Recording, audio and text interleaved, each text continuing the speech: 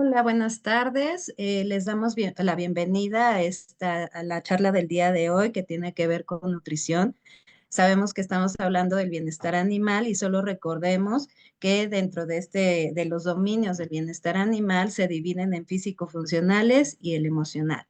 El día de hoy vamos a hablar de nutrición que tiene mucho que ver en el estado de cada especie animal y bueno, trata sobre dar una buena calidad de alimento y agua siempre accesible y potable, ¿no?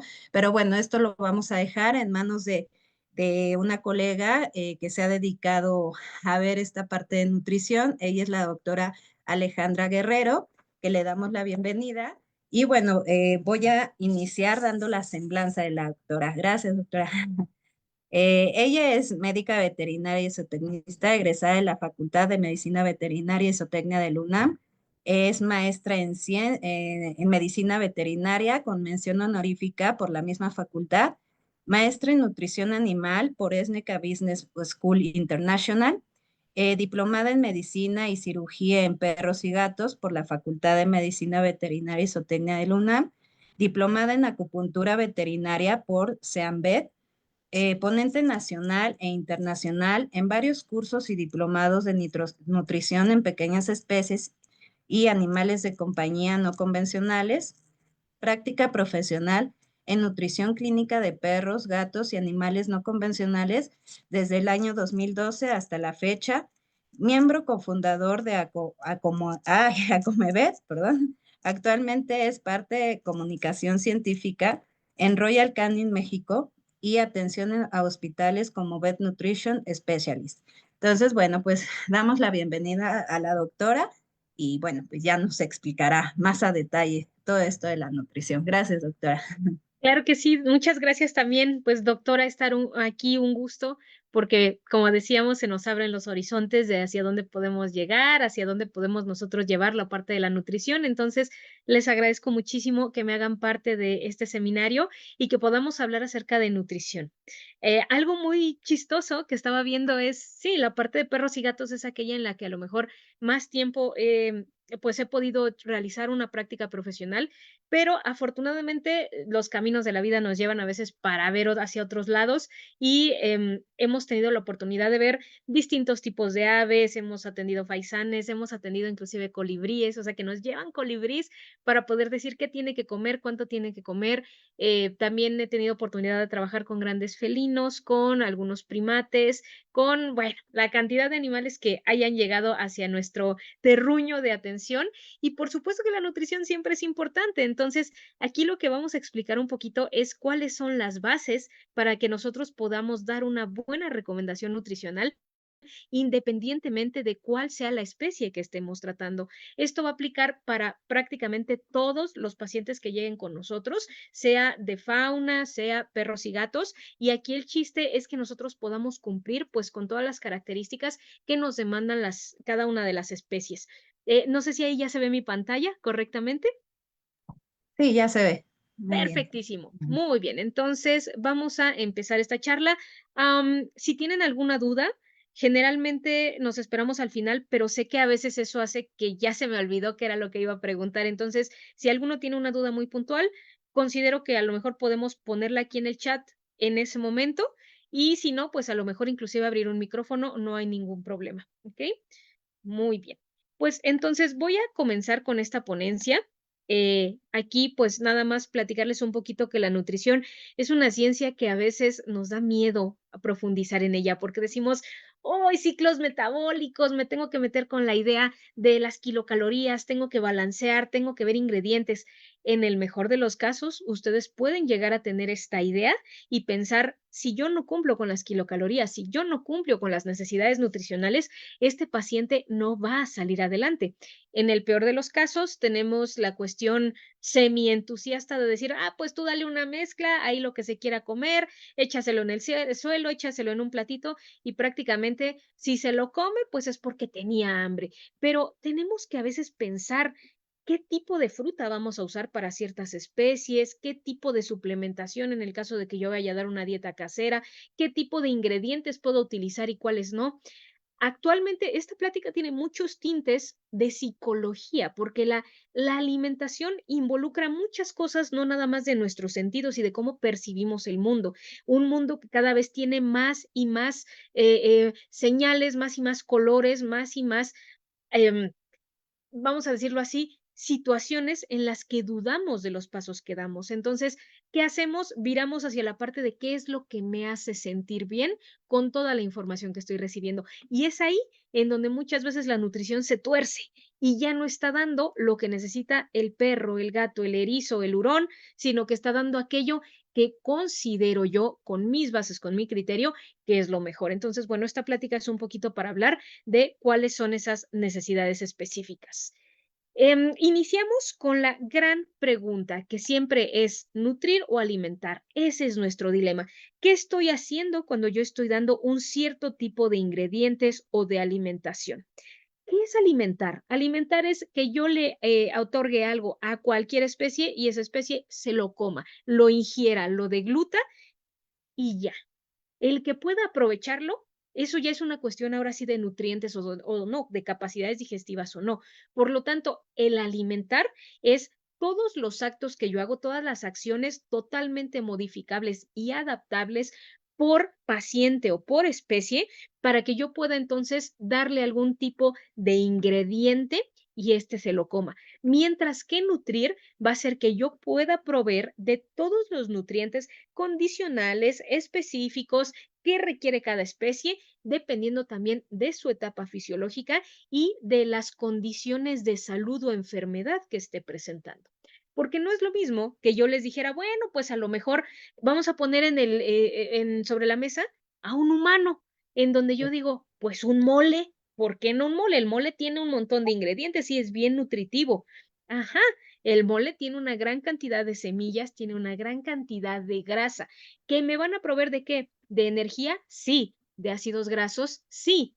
Hasta ahí. Que tenga vitaminas, minerales, carbohidratos, proteína, a menos que le eche a lo mejor ahí un poco de pollo, un poco de carne, bueno, puede contener otro tipo de nutrientes. Sin embargo, no porque sea un ingrediente que yo conozca visualmente o que se lo coma con gusto, ya por eso es una dieta completa, adecuada, balanceada.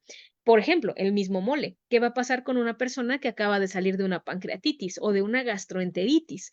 ¿Qué va a pasar con una persona que tiene ulceraciones?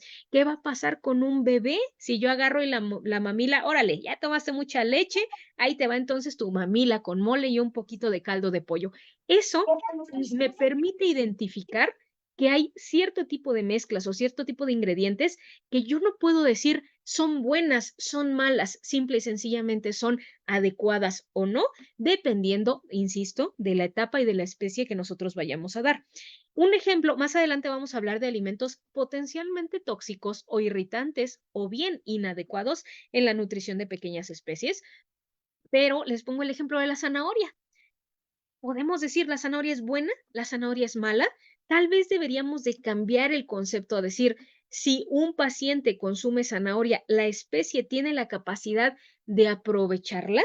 Porque entonces pudiera yo pensar en un perro que come zanahoria y que no le pasa nada, que simple y sencillamente le otorga agua, le otorga fibra, le otorga un poquito de betacarotenos y perfectamente puede defecar con ningún tipo de evidencia de que ahí estuvo la zanahoria. Pasemos a un perro enfermo, a un perro con pancreatitis, a un perro con una insuficiencia pancreática o una enfermedad inflamatoria intestinal, que es el mismo ingrediente, la misma especie, pero que así como entra la zanahoria sale. La misma zanahoria, vamos a dársela a un erizo que por ser también, o a un hurón, que por ser un carnívoro estricto, no tiene todas las enzimas adecuadas para poder desdoblar el betacaroteno y convertirlo en un retinol, que ahora sí sería una vitamina activa. Entonces, también si pensamos en un conejo, a lo mejor ahí el problema no es que no tenga la enzima, el problema es que un exceso de carbohidratos en su dieta y que fermenta de manera inadecuada puede llegar a generarme procesos de disbiosis, de cólico y en algunos casos de muerte para algunos conejos que exceden ese tipo de ingredientes. Entonces, la nutrición no nada más es qué ingrediente tiene un color bonito, es qué me está aportando cada uno de ellos y cuáles son los que verdaderamente puedo yo utilizar en su ración total para que con eso esté aportando los nutrientes esenciales. Ahora, ¿En qué se basa la nutrición? Depende mucho de lo que sería el país, inclusive el continente, qué tipo de especies estemos tratando, pero vamos a tener algunas regulaciones por medio, por ejemplo, de FEDIAF, de AFCO, de la USDA, en algunos casos, donde nos dicen, estos ingredientes sí se pueden utilizar, estos son aptos, tenemos también lo que sería la FDA, ¿no? La parte de decir, este no lo puedes utilizar, hubo un recall, tuvimos que nosotros quitarlo, este ingrediente es potencialmente dañino y también nos vamos a lo que serían las bases fisiológicas y nutricionales de todas las especies con las que podemos nosotros tener algún tipo de contacto. Tenemos que pensar que tanto las especies productivas me están dando un beneficio, así como las especies de acompañamiento del ser humano. El beneficio en unos casos es cárnico, es lácteo, es de la canal finalmente que queda, cantidades productivas de un consumo, mientras que en este otro caso lo que nosotros estamos consumiendo o buscando son años de vida y salud, que el paciente que yo esté atendiendo, el que llegue conmigo a la clínica o el que estoy atendiendo en algún zoológico, en alguna UMA, pueda tener procesos de salud a lo largo del más tiempo posible. Con eso nos estamos refiriendo a que la nutrición debe de ser completa, balanceada y que debe de estar totalmente adaptada a cada una de esas especies. Esto no significa que sea malo utilizar algo como base. Recuerden que si algo cambia, son las técnicas de alimentación, el cómo le doy un alimento, en qué forma, con cuántas veces al día, se lo mezclo o no se lo mezclo. Mientras que la ciencia de la nutrición se basa en la fisiología, se basa en la anatomía, y eso es algo que yo no puedo negar o decir que evolucionó o que cambió, o que hemos tenido casos en donde nos dicen, no, es que por ejemplo, a mi perro no le gusta la proteína de origen animal, ¿eh? Él es vegano, nació así eligiéndolo. Esto es una cosa que no me habla de una evolución, me habla de una ideología que no puede cambiar las bases de la ciencia de un momento a otro. A lo mejor de aquí a 200,000 años la cambia, de acuerdo, según las cantidades de alimento que haya disponible y si todavía existimos y existen esas especies. Pero ahorita los cambios en su fisiología no se van a dar de un momento a otro.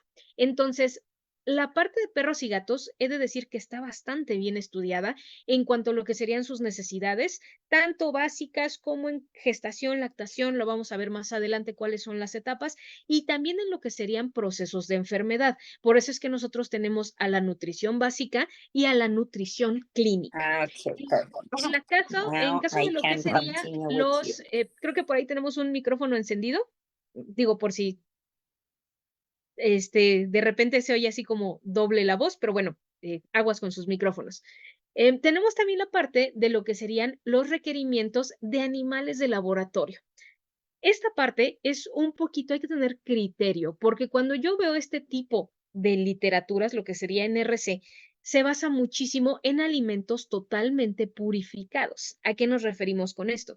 Yo tengo a un animalito que está a lo mejor enjaulado, que lo voy a tener para un proyecto o para mantener su salud durante el tiempo que dure el experimental que voy a tener. Y eso significa que la alimentación que yo le esté dando y la nutrición es súper específica, súper cuidada en horarios, en cantidades, en los ingredientes o en los productos que yo voy a utilizar. En algunos casos se basa en cierto tipo de alimentos totalmente purificados con una digestibilidad súper elevada. Esto yo lo tengo que llevar de la manita a lo que serían literaturas más adaptadas, como sería este libro, es un ejemplo de nutrición de reptiles y anfibios, en donde me dice, bueno, sí, pero puedes utilizar este tipo de suplementos, puedes utilizar este tipo de ingredientes y ya no me habla de requerimientos básicos, de requerimientos que solamente se cubren en un laboratorio.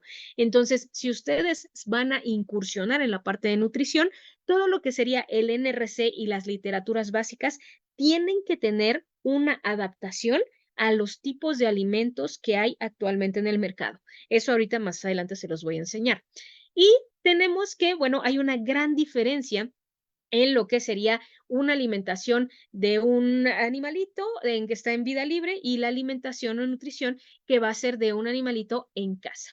Fíjense en esta imagen de aquí abajo, este es un juego que a mí me encanta, se llama Stacker, y el chiste es que tú le atines, que va subiendo y cada vez vas teniendo menos espacio de rango y va acelerando más la velocidad a la que van pasando los cuadraditos. La salud se compara con esta stacker. ¿Por qué?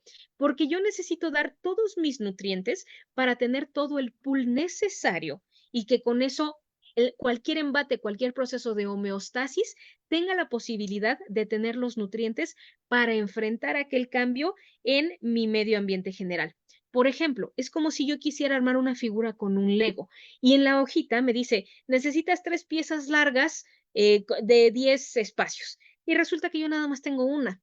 ¿Puedo suplirla con otra? Ya no va a tener el mismo agarre, ya no va a tener la misma forma, puede inclusive que ya no tenga el mismo color, ya no va a tener estabilidad. Lo mismo pasa con los nutrientes. Si yo doy una dieta que de repente contiene una cosa, de repente contiene otra, es que métele pollo y cámbiale por cerdo y ahora varíale con res y de repente dale de esta verdura o de esta fruta, en la vida cotidiana de un paciente dentro de casa, de un paciente que es mascota de alguien, eso lo que va a hacer es que los cambios a nivel intestinal lo van a llevar a que se inflame. ¿Por qué? Porque no tolera los grandes cambios que puede llegar a tener al utilizar cierto tipo de ingredientes. Sumémosle a eso que a veces los preparamos de una forma, que se nos ocurre sazonarlos. Acabo de tener una consulta hace media hora donde me decía una persona, es que yo tengo un amigo que es chef humano y entonces me dijo que él experimenta con sus perros y entonces les da distintos tipos de ingredientes y hace distintas mezclas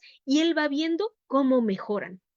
La realidad es que la nutrición no es para experimentar, la nutrición es para dar todo lo que se necesita. ¿Qué sucede en vida libre? En vida libre esto es lo natural. De repente caso una cosa, de repente me como otra. ¿Y qué creen? De repente me muero al año, a los 2 años, a los 3 años, cuando se ha visto que los animales en cautiverio tienen un periodo de vida muchísimo mayor cuidando medicina preventiva y por supuesto también la parte de la nutrición. A eso también llegamos más adelante. Ahora, ¿qué necesitan los pacientes, todos nuestros pacientes, para poder mantener un proceso de salud? Necesitan todos estos nutrientes que se den en las cantidades correctas dentro de sus dietas. Del lado izquierdo les voy a poner, por ejemplo, lo que serían las grasas y los minerales, hablando tanto de los macro como de los micro. Del lado derecho tenemos la parte de los aminoácidos esenciales, tenemos los tipos de carbohidratos, en este caso tomo a los carbohidratos de fácil asimilación o que pueden llegar a darme energía, como sería la glucosa, como sería la fructosa, algunos disacáridos, como sería la lactosa, por ejemplo, la sacarosa, y también les pongo la parte de las vitaminas hidrosolubles y liposolubles. Entonces, a veces nosotros queremos pensar que la nutrición es que tenga proteína, ¿no? Y entonces al decir proteína, pues inmediatamente pienso en carne o me voy a mis literaturas, me voy a mis programas que están hechos para animales de producción y me dice, ¿quieres que tenga un buen de proteína? Métele este tipo de ingredientes. Pero ¿qué creen? Que aquí tenemos nosotros que comparar digestibilidades y que verdaderamente me esté aportando el nutriente que yo estoy necesitando. Existe una cosa que se llama análisis químico proximal. Eso lo vamos a ver ahorita más adelante en esta plática. El análisis químico proximal me dice, de cada uno de tus ingredientes o de tus alimentos completos y balanceados, esto es lo que arroja que tiene en cuanto a sus macronutrientes. Tanta proteína, tanta grasa, tantos minerales, bueno, tantas cenizas y tanta agua. A partir de ahí yo tengo que ver si ese alimento es completamente digestible y si verdaderamente lo que yo le estoy dando a ese paciente puede llegar a ser metabolizado. Entonces, estos son los nutrientes básicos. A partir de aquí todavía podemos incluir algunos otros aminoácidos que pueden llegar a ser condicionales en algunas especies. Por ejemplo, en el caso del humano también se habla de la parte del molibdeno, por ejemplo. En perros y en gatos y en algunas otras especies que son de compañía, no se considera como parte esencial de una dieta. Esto no significa que no se deba de dar o que esté mal darlo. Significa que no hay estudios que puedan llegar a avalar su uso o las cantidades que se deben de dar. El ejemplo más claro, los búlgaros. Los búlgaros son, tú dale y le va a ir muy bien porque son, te dicen ellos, no son probióticos y entonces ya con eso su intestino funciona mejor. ¿Qué otro ejemplo? La cúrcuma. El problema con la cúrcuma es que te dicen la tienes que activar con pimienta. Y si tú das cúrcuma y pimienta al intestino de una especie de compañía, le vas a reventar por una inflamación tremenda porque no tiene la capacidad de moverla a nivel intestinal con la suficiente velocidad para eliminarla. Entonces, aguas, el hecho de decir esto es bueno para, siempre tenemos que pensar cuál es la dosis o las cantidades. Nosotros como médicos no podemos aventarnos a recomendar algo si no conocemos dosis, potenciales efectos adversos y en qué pacientes sí y en cuáles no se pueden llegar a recomendar. ¿Ok? Ahora, vamos a hablar aquí en esta plática, vamos a hablar de energía, vamos a hablar de requerimientos nutricionales, proteínas, grasas, carbohidratos, fibras. Pero hay que saber que el mundo animal no es nada más los que tienen los que son casados y los que cazan, sino que tenemos especificidades en cuanto a requerimientos nutricionales. La naturaleza es tan sabia que inclusive la anatomía, la fisiología le hace de tal manera que nos permite identificar a través de sus órganos qué tipo de alimento debe de estar consumiendo. Hay algunos términos muy confusos a los cuales voy a ir en la siguiente diapositiva o dentro de 2 diapositivas, pero, por ejemplo, cualquiera pudiera pensar, y eso lo vemos en publicaciones en redes sociales: "Ay, pues es que tengo un perico", ¿no? Y ahí vemos al perico comiéndose su alita o su pata del KFC, o los vemos hay un video de unas cacatúas comiendo pizza, ¿no? Y entonces decimos: "Qué chistoso, se lo puedo dar", y no pienso en cantidades de nutrientes y en digestibilidades. En el caso de las especies del lado izquierdo, estamos considerando que sus requerimientos de proteína son relativamente bajos. Estamos hablando de que se necesitan, digamos, máximo un 15%, en algunas etapas muy, muy demandantes, a lo mejor llegaremos al 17, 18% de proteína en materia seca. Estamos hablando entonces de especies que realmente requieren poca proteína. Tenemos a la parte de en medio en donde nos dicen, ok, tú puedes dar desde un 15% de proteína hasta un 22, 25%, mientras que en las especies del lado derecho nos dicen, no, no, no, nada de que 12%. Tú aquí necesitas una dieta que contenga desde el 25, 30% hasta el 50% de proteína cruda. Esto puede llegar a ser muy confuso para una persona si no sabe que proteína no es lo mismo que carne, que aminoácidos esenciales no es lo mismo que carne o que proteína, o que desconfía de un término como sería deshidratado o harina y considera que todo se debe de dar fresco. Entonces, hay algunas especies que, claro, yo le puedo dar una combinación, yo puedo hacer una mezcla. ¿Por qué? Porque su tiempo conmigo no va a ser tan prolongado. Yo no puedo pensar en una tortuga, seguro se me muere mañana. Son especies sumamente longevas, eso también lo vamos a ver más adelante. Pero ¿qué pasa con un ratón? ¿Qué pasa con un erizo? ¿Cuánto tiempo me va a estar durando? Esto no significa que yo tenga que disminuir la calidad del aporte nutricional y requerimiento calórico que yo voy a dar. Significa que entre más adapte a sus condiciones en vida libre, yo puedo ayudarle al organismo a que no se preocupe por los nutrientes, porque eso yo ya lo tengo cubierto. ¿Qué le toca al organismo decir? Bueno, yo tengo mi cantidad correcta de proteína, de grasas, de carbohidratos, está en mí que yo pueda debatirle a todas las enfermedades que se puedan llegar a presentar y con eso llegar a salir con salud. Pero si yo no doy las cantidades de proteína correcta, pues entonces el cuerpo se satura o tiene deficiencias y es en donde nosotros vamos a encontrarnos con procesos de enfermedad. He tenido casos de ratones en donde es que se robaba las croquetas del perro. Bueno, pues sí, del perro, pero ahora resulta que eran de croquetas de perro de alto entrenamiento, con una gran cantidad de proteína, y el ratoncito duró menos de un año. Hemos tenido casos en donde nos dicen, es que bueno, el gato se roba las croquetas del perro y pues como eran más baratas, decidimos dársela. ¿Eso está bien o está mal? Pues no es lo correcto si es su dieta base. Ojo, escucharon el término aquí, dieta base, porque cuando ahondamos más en cuál era la característica de ese gato, es que sí, se robaba unas cuantas croquetitas, pero iba y se comía sus croquetas normales para felino. Entonces, por eso es que yo les digo, el término bueno o malo no aplica en la nutrición, porque se tiene que quitar todo lo que hay alrededor para poder decir, ok, te refieres a su uso en determinado momento. Así que Ojo con este tipo de comentarios o de pacientes. Ahora, la pregunta que siempre nos hacen es, ¿y cuál es el mejor alimento que tú me puedes recomendar? Porque yo he escuchado que si las dietas caseras, que si las dietas BARF, que si las dietas frescas, que si las dietas frescas compradas a una persona, que si las croquetas, tenemos muchos casos inclusive de personas que nos decían, es que yo le pido croquetas de otro país, tengo el problema porque no llegan a tiempo y entonces, ¿qué le doy a la mitad en lo que llegan y ya se me acabó el bulto? Bueno. Ese no es el mejor alimento para tu perro, para tu gato, para tu perico, para lo que tú quieras, dado que no estás cumpliendo con la principal característica que es ser continuo con ese alimento. Cuando yo busco un alimento, lo mejor que yo le puedo dar al intestino de cualquier especie es que sea una cuestión constante. ¿Por qué? Porque hay un punto muy específico en los intestinos de cualquier ser vivo que es digestibilidad. Si yo te doy algo que digieres acá arriba y de repente te doy algo que ya digieres por acá abajo, tu intestino se inflama. Y cuando tu intestino se inflama, tienes problemas con el cerebro maestro de todo tu organismo. El cerebro sí, controla, pero tu intestino tiene todavía más control sobre todos los procesos fisiológicos. Escucho que hay ahí un micrófono, no sé si tengan alguna duda en este punto. Creo que no.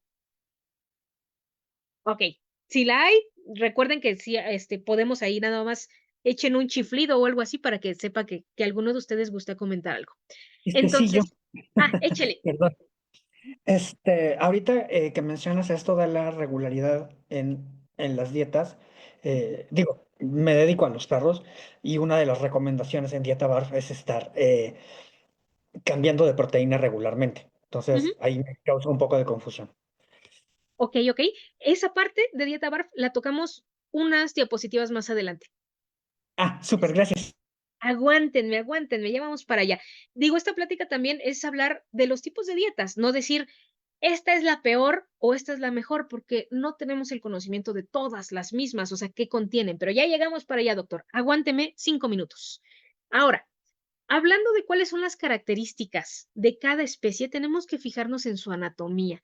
Les pongo el ejemplo de los tipos de picos que pueden llegar a tener algunas aves, ¿no? Aquí nosotros vemos que no es que todas tengan aquí el pipiolito chiquito y ya con eso podamos estar agarrando todos el mismo tipo de alimento. Tenemos picos muy largos, tenemos picos muy finos, tenemos picos que nos permiten filtrar cierto tipo de agua, tenemos picos que nos permiten romper ciertas carcasas muy duras. Tenemos picos curvados que nos permiten tener cierto tipo de corte hacia algunas frutas. Entonces, la anatomía a mí me lleva a pensar, a lo mejor no voy a decir yo, claro, requiere de un ratón que solamente lo encontramos en Egipto. No, pero puedo pensar que esas adaptaciones me dicen, no todos comen lo mismo y tienes que buscar cuál es la especie y el entorno en el que se desarrolla para tú poder ofrecer la mejor dieta posible. Tenemos que fijarnos también en su fisiología. Les pongo aquí, tanto en anatomía como en fisiología, el ejemplo de lo que sería el gato que es un carnívoro estricto. Si yo les preguntara a ustedes qué es un carnívoro, seguramente tenemos todavía la idea de decir el que come carne, el que solo debe de comer carne, pero esto es un poco más profundo. Nosotros como humanos siempre compartimentalizamos todo y decimos, esto entra dentro de esta categoría, esto entra dentro de los toppers de plástico, este otro entra dentro de los toppers de vidrio y queremos separar para poder clasificar. Las taxas me permiten decir, este es un carnívoro. Este es un carnívoro estricto porque tiene estos dientes, porque tiene este tipo de adaptaciones a nivel anatómico y fisiológico, pero el término carnívoro no me, no hace que el significado se cierre a solo carne. Realmente un carnívoro estricto es aquel animal que requiere nutrientes preformados que se encuentran generalmente en tejidos de origen animal. Tejidos, piel, pelo, órganos, vísceras, evidentemente, músculo, líquidos, y que a partir de ahí puede obtener esos nutrientes ya preformados porque carece de las enzimas para poder crearlos por sí mismo. Esto es mucho más largo y a lo mejor a un niño de primaria o de kinder no le puedo decir todo esto, pero puedo entender ya a nivel universidad que el carnívoro estricto o el carnívoro no es necesariamente el que solo se debe de alimentar de carne. Por ejemplo, doctor, lo que comentaba de la dieta BARF. Hay dietas que en lugar de hablar de un beneficio potencial que tiene, se dedican a atacar otro tipo de dietas. Entonces, hay personas que se dedican a la parte de la dieta BARF y lo que te dicen es que las croquetas son malas. A ver, espérate, mejor háblame de cuáles son las características de tu alimento. Ya con eso, nosotros empezamos a ver que hay mucha mercadotecnia que también lo vamos a tocar aquí al final. ¿Qué otra cosa? Comportamiento. Es un animal que escarba, es un animal que caza. Por ejemplo, en el caso de los gatos, ¿no? Es que sale y caza pajaritos. Seguro le falta proteína en la dieta. No, pues es parte de su atractivo, es parte de lo que ya trae por dentro.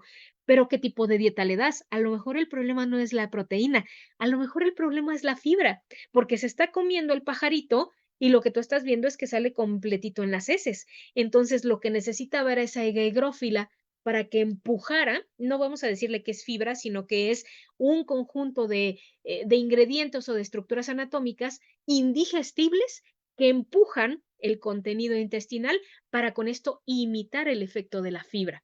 ¿Se dan cuenta? Son como a lo mejor conceptos mucho más complejos, pero que me permiten entender mejor por qué comen algo o por qué no lo comen. En el caso de las texturas, hay texturas que al gato, que al perro no le agradan, que a algunas pequeñas especies tampoco, y hay otras veces que lo que van a hacer es comer con más ahínco cierto tipo de ingredientes. Por ejemplo, en el caso de los erizos, inclusive me ha tocado ver casos de escorpiones que lo que hacen es que le dan alimentos tan grasosos que se los comen, al rato tienen procesos de obesidad. Ese escorpión parecía que le quedaba chica la pijama, o sea, ya todo lo que era el exoesqueleto le quedaba chico, de verdad tenía demasiados depósitos de grasa. Fue algo muy raro, pero eso solamente pasa bajo cautiverio. ¿Y por qué se da? Porque yo estoy dando un alimento sumamente concentrado en grasas que lo que fisiológicamente le hace pensar a ese animal es, eso tiene mucha grasa, por lo tanto voy a obtener mucha energía, por lo tanto voy a sobrevivir, me lo como. A nosotros nos encanta el gordito de los ribeye y de todos estos alimentos y carnes, porque la grasa, evolutivamente hablando, es energía guardada por si más adelante yo no tengo para sobrevivir. Por eso es que nos resulta tan palatable, por eso lo buscamos tanto. Ahora, recuerden que la evolución, en este caso perro y gato que tienen más tiempo con nosotros, ha sido a lo largo de 10,000 años, han caminado a nuestro lado por 10,000 años y eso los lleva a tener adaptaciones en de 20,000 a 30,000 camadas o 30,000 descendientes, mientras que nosotros, pues obviamente no nos reproducimos cada medio año, pero sí tenemos mucho menos tiempo de evolución o mucho menos camadas para que veamos este tipo de cambios adaptativos a nivel intestinal. Entonces, el perro y el gato evolucionan junto a nosotros y tienen ciertas adaptaciones. ¿Qué pasa en el caso de los tucanes, por ejemplo? Tengo que respetar en dónde comen y qué tipo de fruta le dan. Hemos tenido casos en donde al tucán lo alimentaban con un cereal que tenía un tucán en la portada, porque pues si venía en el cereal, pues era de frutas y entonces seguramente eso le hacía bien al tucán. Tuvimos otro caso en donde era un tucán intoxicado porque le estaban dando alimento, fruta fresca, fruta ya madura, cuando el tucán, por el lugar en donde consume ese tipo de ingredientes, tiene que ser, por ejemplo, plátano muy verde, que tenga una gran cantidad de taninos, porque si no tiene los taninos, no se modifica la asimilación proteica y entonces tenemos cierto tipo de intoxicaciones o de excesos dentro de la dieta. Así que hasta eso tenemos que pensar. También han habido casos en algunos zoológicos, perdón, ese no fue caso mío, ese lo escuché de un colega, en donde a los monos que deben de estar consumiendo su alimento arriba de los árboles, se lo daban en platos en el piso, lo mismo con la parte de las aves. Obviamente, pues no lo iban a consumir ahí y eran monos que no cumplían con sus requerimientos nutricionales, tan solo por el lugar en el que se le estaba dando la comida. Ahora, esta parte de la triada de la nutrición me da risa porque hace medio año yo todavía le decía triada, todavía era inocente y creía que solo eran 3 factores, pero después de 10 años me di cuenta de que ya se añadió uno más. La base de la triada de la nutrición son cuáles son las necesidades de mi paciente en cuanto a kilocalorías y en cuanto a requerimientos nutricionales, proteína, grasa, carbohidratos, está en crecimiento, está enfermo, el tipo de alimento que voy a estar otorgando, yo ya supe que tengo que restringirle grasa porque estoy en un alimento para bajar de peso. Ok, ¿qué ingredientes comerciales o qué puedo hacer yo, dependiendo de la especie, me pueden adaptar una dieta alta en fibra y baja en grasa? ¿Cuál es el perfil nutricional de ese alimento que yo estoy tratando de escoger? ¿Es un paciente en recuperación? También hay ya para lo que sería especies no convencionales. Ahorita les enseño un ejemplo. Entonces, ¿cuál es el que cubre con las necesidades que tiene mi paciente? Y la tercera arista, pues era cómo se lo voy a administrar. Por sonda, qué tanta humedad, con qué frecuencia. Recuerdo mucho que atendía un caso de una serpiente que, si no me equivoco, se había comido un trapo y entonces pues estaba en una terapia intensiva y se le tenía que dar por medio de una sonda y entonces la doctora agarraba la serpiente y ahí estaba una poniéndole con un tubo de alimentación, ¿no? Eso involucra parte de la tríada de la nutrición. Pero ya tenemos a un cuarto contendiente, que sería el tutor, dueño, propietario, responsable de la mascota. Y entonces ya tenemos a este tipo de pacientes, en donde que si están vestidos, que si les ponen chanclitas, que si llega el hámster con sus mini crocs, que si llegan con su gorrita. Es que, doctor, yo le doy de todo lo que como. He visto videos también de personas que tienen aquí a su loro y le están dando sopa maruchan, le están dando tacos, de todo lo que se les ocurra. Ya tenemos no es una antropomorfización, les estamos cambiando su lugar en lo que sería el escalafón fisiológico. Ya no estamos permitiendo que expresen lo que verdaderamente son, sino que están cubriendo un espacio en donde yo ya modifico de acuerdo con características que encuentro similares a las del humano. Tenemos estos casos en donde ya les hacemos sus baby showers, en donde les hacemos sus fotos. A lo mejor las fotos no le hacen ningún daño, pero alcanzan a ver aquí en esta del baby shower cómo hay cierto tipo de premios. Ojo, no estoy diciendo que sean malos. Hay cierto tipo de premios en la mesa que son sumamente palatables, pero también sumamente grasosos y que en una pacientita que está obesa, aquí, bueno, no se alcanza a ver bien, pareciera que sí, sobre todo por las lonjitas que presenta aquí y las acumulaciones de grasa, esto pudiera ser un previo a una distosia. Entonces, no podemos nosotros, solo porque le gusta a ese animal o interpretamos como que tiene gusto, dar cierto tipo de alimentos. Y pues, ¿quién es el principal recomendador? Ya no somos nosotros, ahora ya es una red social. Porque esta es una, hay muchas. ¿Por qué? Pues porque tenemos a la persona que sube contenido, ya se le agotó el contenido básico y entonces empieza a hablar de lo que no sabe, lo que debes de darle, las gomitas con patas de pollo, este tipo de ingredientes les puedes variar en la dieta. Y entonces, en lugar de ir con un profesional que me cobra y que me dice, esto no es lo correcto, pero esto sí, simplemente le doy follow o le doy like y con eso sigo estas enseñanzas. Y no hay una responsabilidad si el paciente después se enferma. Entonces, pues ni modo, nos toca la chamba de decir, qué bueno que usted tiene mucho tiempo libre para seguir en redes a esas personas. Tenemos de dos, o nosotros hacemos contenido con respaldo científico, o lo que hacemos es decir, señora, esto es incorrecto, le voy a cobrar y voy a tratar de revirar el daño que ya se le hizo a esa ave, a ese roedor, a ese mini pig, etcétera. Ahora, ¿qué tiene que pasar para que un paciente coma? Porque a veces decimos, ya le dejé la comida y nada más no quiere. He tenido muchos casos en donde no se quiso comer la croqueta, no se quiso comer el alimento especial que se le preparó, pues dale salchicha. Total, eso sí se lo come, eso sí le gusta. ¿Se lo va a comer? Sí. ¿Lo va a alimentar? Sí. ¿Lo va a nutrir? No. Y eso puede generarme problemas gastrointestinales que me obstruyen mi absorción de nutrientes. Y eso es lo que yo no quiero. Quiero que el intestino esté al 100 para que pueda asimilar la comida. Entonces, siempre que ustedes tengan a un paciente que no quiere comer, sea la especie que sea, piensen en los pasos del consumo voluntario. Primero debe de haber una fase cefálica. en donde yo le permita a ese animal identificar el alimento.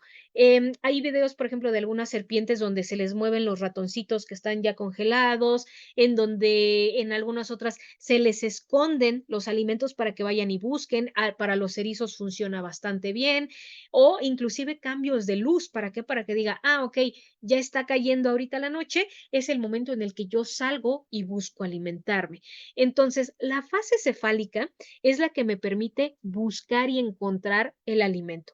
Si yo ahorita, este ejemplo siempre se los pongo y les pido una disculpa si a alguno de ustedes les suena un poquito el estómago, 6, 7 de la tarde, noche, vamos pasando por el metro, vamos pasando por la parada de autobuses y me llega el olorcito del vasito de patas de pollo, de mollejas, el olorcito de los tacos y claro que yo digo, uy, ya como que tengo hambre. ¿Y qué empieza a pasar? El estómago se empieza a mover. El estómago le dice, bueno, el olfato y el sentido de la vista y del oído le dicen a los órganos de adentro, ve sacando 20 pesos porque ahorita ya viene el alimento. Y entonces el estómago dice, me voy a ir acidificando, voy a ir creando ácido clorhídrico para recibir ese alimento y digerirlo. Y entonces las papilas, perdón, lo que serían las glándulas salivales dicen, entonces yo voy a generar saliva que contiene bicarbonatos porque tú ya estás muy ácido, entonces yo me voy a alcalinizar para que con eso hagamos una sustancia buffer. ¿Y qué empezamos a hacer? A salivar. Oh, ya se me antojaron unos tostiesquites, ¿no? Ahorita que llegue a la parada me voy a comer unos. Y aparte el intestino, lo que dice es, a ver, el estómago está ácido, allá arriba la saliva ya se está empezando a secretar, yo me voy a alcalinizar. ¿A través de qué? De secreciones pancreáticas. Y me empiezo a mover, por eso porque necesito hacer espacio, porque ya viene alimento. ¿Qué pasa con un paciente que no tiene fibra? Con un paciente que el alimento se le queda aquí y por más que el intestino dice, como que ya viene nutriente, pero aquí tengo. No, paren todo, no coman, aquí tenemos alimento por una falta de fibra. Entonces, son como los pequeños patrones que debemos identificar. Un paciente con falta de fibra en la dieta o falta de movimiento del cuerpo me va a generar que no tenga apetito porque todo está aquí atorado. Un paciente que tiene anosmia, que tiene a lo mejor demasiadas secreciones, que inclusive puede llegar a tener cerrados los ojitos, que no escucha, un paciente, se me ocurre albino que lleguen a tratar, pues obviamente no tiene los estímulos correctos. Entonces, primera fase donde yo tengo que empezar a estimular fase cefálica, en donde empieza a buscar el alimento y lo encuentra. Inclusive lo siente. Pongan alimento aquí, pongan alimento acá. A mí me gusta mucho en los pacientes hospitalizados, en el caso de felinos, por ejemplo, poner un poquito de gel energético aquí. Y entonces lo comen porque se limpian la nariz y dicen, como que detecto olores, acuérdense que ellos detectan olores y no sabores, y entonces empiezo ya a generar este tipo de movimiento, se me empieza a mover el estómago, claro, tráiganme comida. Segunda fase, pues la parte gástrica, en donde ya hay estas secreciones para poder digerir y absorber el alimento, y bueno, la tercera fase que sería la fase de saciedad, donde ya decimos, ya basta, ya me reventé 3 platitos de salchipapas, salchipulpos, ya no quiero más, ese es mi proceso de saciedad. Si es un paciente que come muy rápido, la saciedad va a llegar más tardada. Si es un paciente que yo le dejo que coma demasiado lento, su saciedad va a llegar y va a decir, hasta aquí. Por eso tengo que mediar con qué tipo de alimento, si uso una sonda, si utilizo alimento líquido, si utilizo alimento casero. Y recuerden que también para que tengamos apetito, pues hay que controlar dolor, hay que ver que no se esté afectando el centro del apetito por cuestiones de intoxicación con nitrógeno, en pacientes renales, en pacientes hepáticos, que el centro del vómito tampoco esté activo porque a lo mejor por la mera sensación de deglución, uy, va para afuera. Y entonces los animalitos no tienen esta forma de de razonar y dicen, comí, olor, comí, vomité, me quema, no como. Entonces, hay que cuidar mucho estos centros para que no los sobreestimulemos, o en el caso del apetito, estimularlo por medio de alguna parte olfativa, alguna parte visual, alguna parte de movimiento en algunos casos. Y recordar que el intestino tiene osmorreceptores, varorreceptores, glucorreceptores que me dicen: "Ni comas, aquí hay todavía". Y resulta que no había comida, era gas, estaba distendido, pero se sentía lleno. Entonces, por eso es que no comen. Uno de los ejemplos es cuando nosotros damos alimentos como sería proteína muy pesada, pensando en una dieta BARF. proteína de muy pesada digestión que tarda, huesos que tardan en ser digeridos y encima le pongo yo la parte de las frutas. Cuando hago esto, estoy haciendo una bomba de gas tremenda en donde no va a tener la velocidad correcta para poder pasar y digerirse y entonces puedo llegar a tener distensiones. Hasta en eso es que nosotros tenemos que pensar en el orden de algunos ingredientes. Y bueno, recordar otra cosa. El sistema nervioso simpático es el que me permite estar alerta, es el que me dice, ahorita, ahí viene el león, tú sabes si corres o si peleas con él o te escondes o qué haces. Entonces, ¿qué hace mi cuerpo? Catabolismo, uso todas mis reservas, saco mi glucógeno hepático, estoy lista para pelearme. Ese es el simpático. El simpático me va a permitir estar al tiro. A nivel intestinal, ¿ustedes creen que el intestino diga, ¡ah! Está bien estresada? Ok, que empiece a digerir los nutrientes. No, claro que no, el intestino lo que menos hace es digerir y avanzar, empieza a usar sus reservas. Entonces, un paciente que siempre está en estrés, un erizo, un hurón que siempre lo está agarrando el niño, que está en una jaula que no debe de estar, que está un ave que está en estas jaulas redondas, muy pequeñas, que no se les pone al sol, siempre van a estar en estrés. Y entonces la cosa va a ser, como no comía, pues fue cuando le di sus semillas de girasol, fue cuando le di cosas muy grasosas, es que se me ocurrió echarle carne, caldo, y eso es lo que complica la terapéutica. Por el contrario, un sistema nervioso activo parasimpático es el que está Dalai, es el que dice, tengo ahí mi terrario, tengo donde esconderme, tengo agua, la temperatura es correcta, como que voy a empezar a digerir. Y si digiero, muevo las cosas en el intestino, y si las muevo, tengo hambre al rato. Y entonces voy a ver que come a sus horas, que defeca a sus horas. Ahora sí, doctor, ya llegamos a los tipos de dietas. Aquí es muy a grosso modo lo que existe actualmente en el mercado y vamos a ver que tenemos dietas comerciales, entiéndase croquetas o alimentos enlatados. El término que más se utiliza ahorita es procesado, pero es un término que puede llegar a ser incómodo a como lo escucho. Al hablar de un proceso, se infiere que es un alimento que se modifica o que se le añaden cuestiones químicas. Pero un alimento procesado también es un alimento deshidratado, lleva un proceso. Un alimento que se le da una cocción es un alimento procesado. El ejemplo más sencillo es una leche pasteurizada. La mayoría de nosotros, o bueno, estoy hablando por mí, no toleramos la leche entera, mucho menos la leche bronca. Entonces, la leche pasteurizada, inclusive esta que tiene baja grasa, alta proteína, pues es un alimento procesado, pero no lo digo con un afán o con una intención de que sea un alimento incómodo. El término que me gusta mucho usar en otras pláticas es, ¿te gustan los ósculos? Cuando la gente escucha ósculo, dice, ay, diré que sí o diré que no, me sinceraré. Un ósculo es un beso, pero si yo lo digo con una entonación diferente, van a haber personas que digan, ay, no, ¿cómo crees? No, eso yo no lo ando viendo. Sin embargo, si yo hago lo mismo con otros términos como sería dieta procesada, pues se puede entender como una dieta química o una dieta que no tiene las características necesarias para nutrir. Entonces, dietas comerciales es lo mismo que una dieta procesada y aquí los vamos a dividir en humedades y calidades. Ahorita llegamos a eso.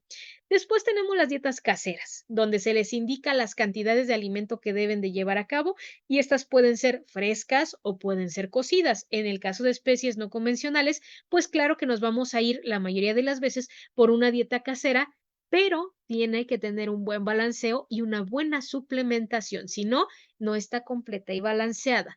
Y tenemos las dietas BARF. La cuestión con las dietas BARF, y eso también lo vamos a ver más adelante aquí, es que no son lo que nosotros creemos que son. No siempre.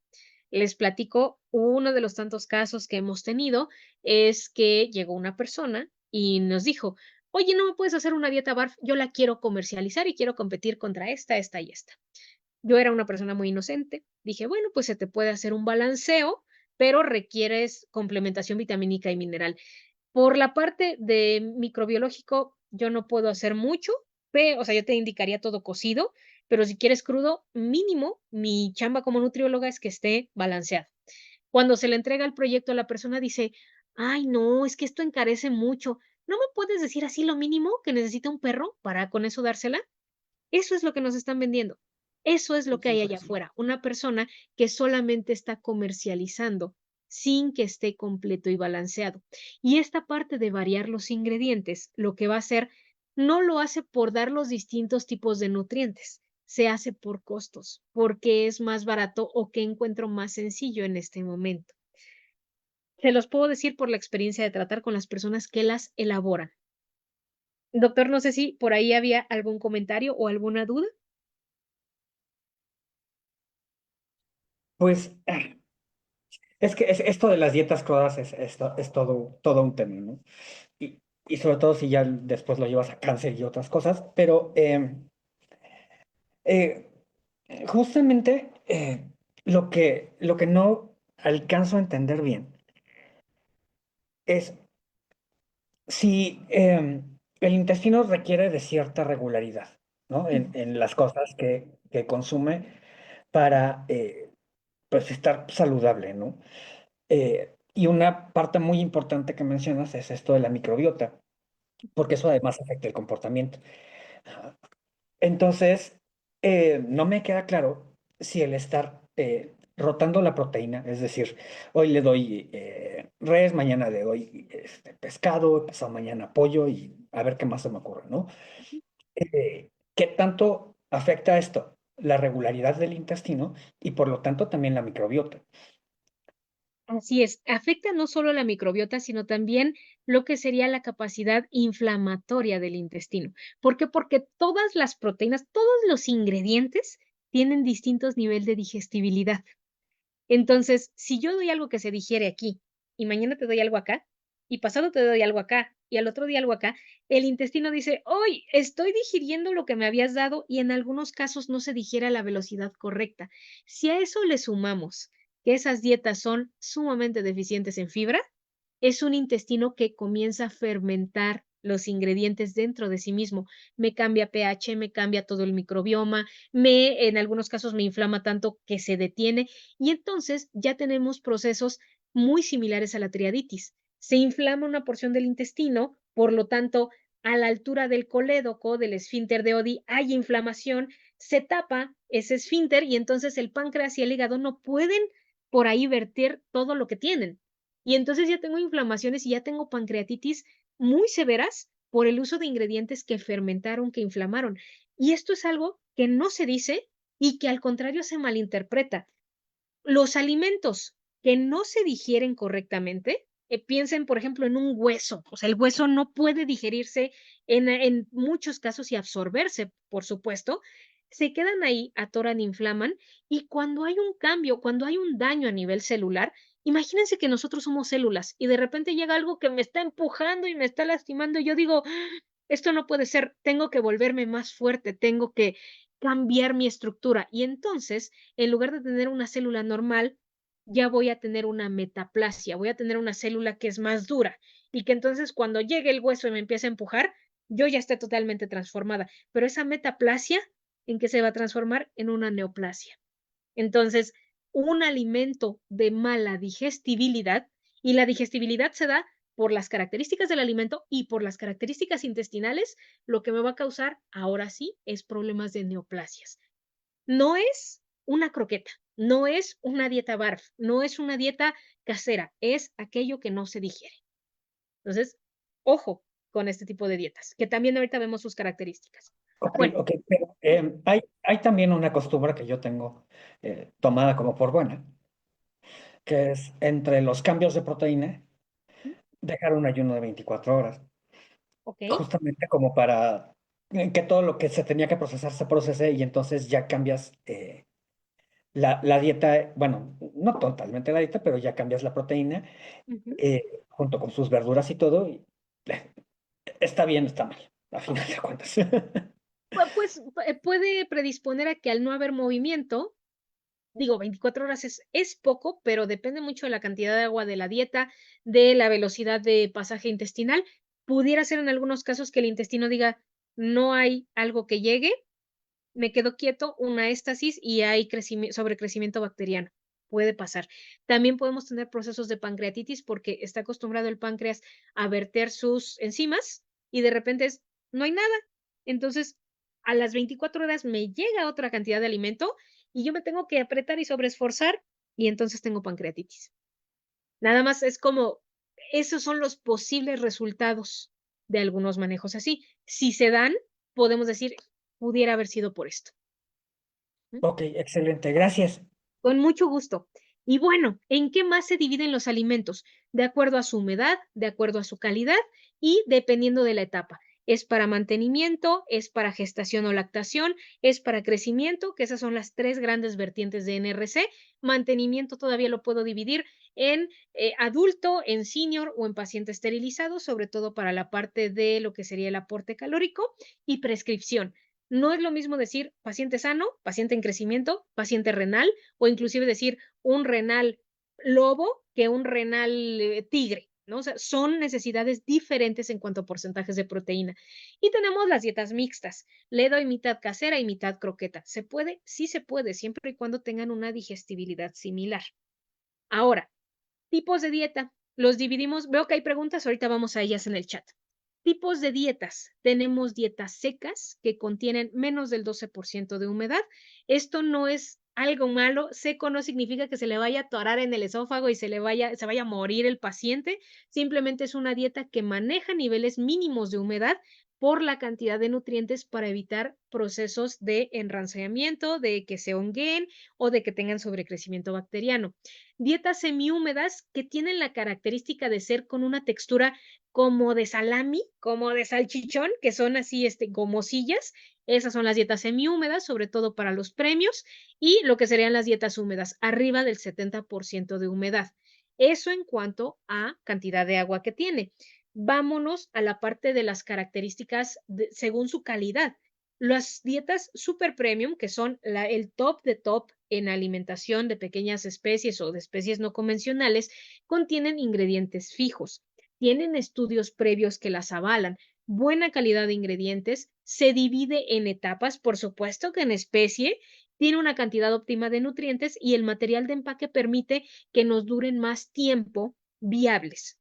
Las premium, pues sería un ingrediente según precio. ¿Cómo lo vamos a identificar? I o pollo, I o res, I o camarón, I o cerdo. Tienen estudios de preferencia o de palatabilidad. Le di le di otro, 9 de cada 10 gatos se come mi alimento. Ah, perfecto, ese es un estudio de preferencia. O palatabilidad, se lo comió más rápido que el otro. Palatabilidad, punto. Buena calidad de ingredientes, no tienen por qué ser malos. También se divide en etapas.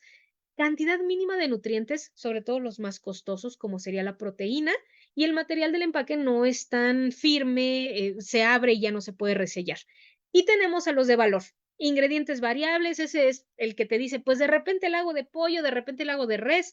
No tiene estudios que lo avalen, estudios serios que puedan avalar su uso, no estudios nosotros les decimos como de, pues anecdóticos, ¿no? Sí, me fue bien cuando lo hice, pero ¿dónde está el estudio serio, científico?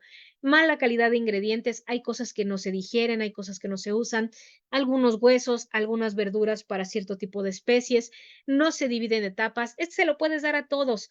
Volvamos al ejemplo del mole, ¿no? Mole para bebés y jóvenes y adultos y enfermos de la panza. Pues no, eso no existe. Cantidad mínima de algunos nutrientes o nula porque no se conoce y un material del empaque a veces de plástico, a veces costales que no permiten una seriedad y un cuidado. No es lo mismo la alimentación. Por ejemplo, es el producto que les ponía de ejemplo. Es un alimento que ya está tan exclusivo para una terapia intensiva de piscívoros, de herbívoros, de carnívoros, de omnívoros. Se da por medio de sonda y tiene todos los nutrientes esenciales que debe de tener un alimento. No es lo mismo un alimento para animal de compañía que lo que sería para animal de producción. Ajá, y aquellos que dicen, es bueno dárselo, volvemos a la parte de las zanahorias en el conejo. ¿Qué se está comiendo ahí el conejo? ¿Solo la zanahoria? No, se está comiendo toda la parte verde que le va a estar otorgando fibra. Entonces, híjole, a veces es difícil con los responsables de mascota, pero sí lo podemos lograr. No irnos tan específicamente como aquí, pero sí decir, esto no está permitido, esto está prohibido, esto es dañino, esto sí es lo permitido, que nosotros tengamos opciones, porque eso es lo que nosotros a veces queremos. Ojo, por ahí a quien le interesa esta información, ¿cuál es la diferencia entre la nutrición, alimentación de pequeñas especies y la de los humanos? Nosotros buscamos variedad, porque en la variedad vamos encontrando distintos nutrientes que nos permiten tener pues un pool de los mismos, mientras que perros, gatos, aves, conejos, lo que buscan es estabilidad, que sus condiciones intestinales no se alteren. ¿Mm? Ahora, análisis químico proximal. Esto lo vemos mucho en el laboratorio. Esto es una cosa de bases de nutrición de la carrera. No nos vamos a detener a explicar cada una de ellas. Solo les voy a decir qué me indica un análisis químico proximal. Cuando yo le hago un estudio a un alimento, sea el que sea, un ingrediente, una croqueta, una lata, una mezcla casera o barf, me va a dar estos resultados. Me va a decir cuánta materia seca tiene tu producto, cuánta agua, y a partir de ahí me dice, ok, ¿cuánto de esto es materia inorgánica, conocida como cenizas, macrominerales y microminerales? Ok, ¿cuánto de esto es materia orgánica? Y de ahí son compuestos nitrogenados, pero puede ser proteico o no. Si yo a un alimento de perro, y esto lo hay en el mercado, en tiendas especializadas, si un día tienen la curiosidad, hay una marca que lo maneja. Si yo a un alimento de perro le aviento alfalfa, me va a salir que tiene mucha proteína, porque tiene nitrógeno. Pero esto no significa que lo pueda aprovechar. Igual con las personas que dicen, los insectos son el alimento del futuro porque tienen hasta acá de proteína. Sí, porque tienen quitina. Pero el quien tiene una quitinasa, como por ejemplo un erizo, lo puede aprovechar y puede obtener nitrógeno y puede obtener la glucosa. Pero un humano no tiene quitinasas. Entonces, a veces este análisis químico proximal que se traduce en la etiqueta de la bolsa no me dice gran cosa. Que tenga chorrocientas cantidades de proteína no me dice gran cosa. Si no se digiere, si tiene un montón de fuentes, si resulta que era proveniente de urea o de una chancla que también por ser piel tiene mucho nitrógeno. ¿Qué más me dice? Me dice compuestos fenólicos, me dice de grasas o lípidos, me habla de vitaminas también, pero eso se va mucho a la parte de lo que sería en algunos casos las cenizas o las grasas. Entonces, esto es un análisis químico proximal y me dice los porcentajes de algunos nutrientes. Yo lo tengo que comparar con también la formulación y los ingredientes y su forma de uso. ¿Por qué? Porque a veces yo veo estos términos y digo, ay, no, es que está muy mal que diga harina de pollo, que diga harina de res. Las harinas son malísimas. Las harinas son deshidratados y son para poder darle la forma de croqueta. Esto no significa que esté mal. Si alguno de ustedes ha visto un bistec de res así, rojito, con toda su agua, acuérdense, me está diciendo cuánta materia seca y cuánta agua. Lo alzo y veo el bistec. Y luego alzo un pedazo de carne seca. Quien tenga oportunidad de comer carne seca, sobre todo de la Ramos, que es deliciosa, es de Monterrey, van a ver que alzan el bistec y es una carne deshidratada, una carne reseca. Y es carísima. Si eso yo lo muelo en una procesadora, esa es una harina de carne. ¿Fue algo malo? ¿Fue algo antinatural? No. Simplemente fue un proceso de deshidratado. ¿Cuánto me cuesta una manzana deshidratada en el supermercado? Me cuesta 20 veces lo que me costaría lo mismo en una manzana fresca. Entonces, a veces, decíamos, los términos son confusos y son tendenciosos a que no pensemos en que son algo correcto o no. Vamos a ver que también, si yo veo en un etiquetado que dice res, significa que tiene del 70 al 30% de res, sea harina o sea fresca, 70 al 30%. Si yo veo de res, tiene del 30 al 10. Si yo veo con res, tiene del 10 al 3%. Y si yo veo sabor a res, tiene menos del 3%. Esto es muy útil en pacientes alérgicos que luego les mandan, es que no puede comer pollo. Va la persona al supermercado o a las tiendas especializadas. Ay, aquí dice que es con pescado, pero resulta que el ingrediente principal son otras fuentes proteicas. Entonces, hay que aprender a leer tanto mi etiqueta de análisis químico proximal como los ingredientes y que sea acorde, que tenga una relación correcta. Esto, bueno, afortunadamente esto queda grabado porque sé que también por tiempos no nos podemos detener tanto, pero a veces decimos, oye, ¿y cuánta energía me está dando ese alimento? Porque me han dicho que de croquetas hay que dar un montón y que para un monito, para un tucán, para un león. ¿Cómo sé cuánta energía me va a estar dando un alimento si no me lo reporta la etiqueta? Número uno, si no se lo reporta la etiqueta, ¿por qué? Aguas, no es el mejor alimento. Número dos, ¿cómo lo pueden sacar? A 100 van a agarrar ustedes la etiqueta, piensen en un alimento para perro. A 100 le van a restar el porcentaje que viene ahí anotado de humedad, de proteína, de grasa, de fibra y de cenizas, y lo que les dé va a ser la cantidad de carbohidratos que tiene ese alimento. Siguiente paso. Esto varía un poco de especie a especie, pero en pequeñas es bastante similar.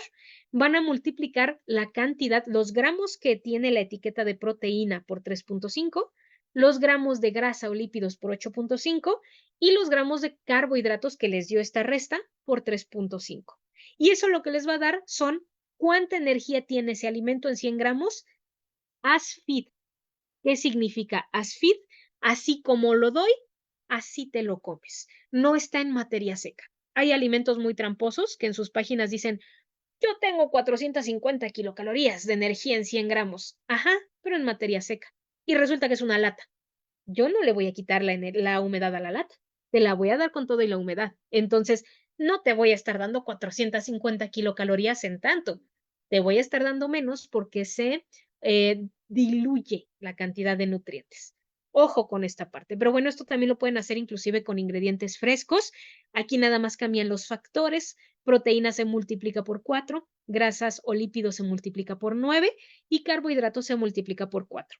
Eso aplica para una toronja, aplica para una sandía, aplica para una carne. Así es como cambiarían los factores Atwater. Así se le llama.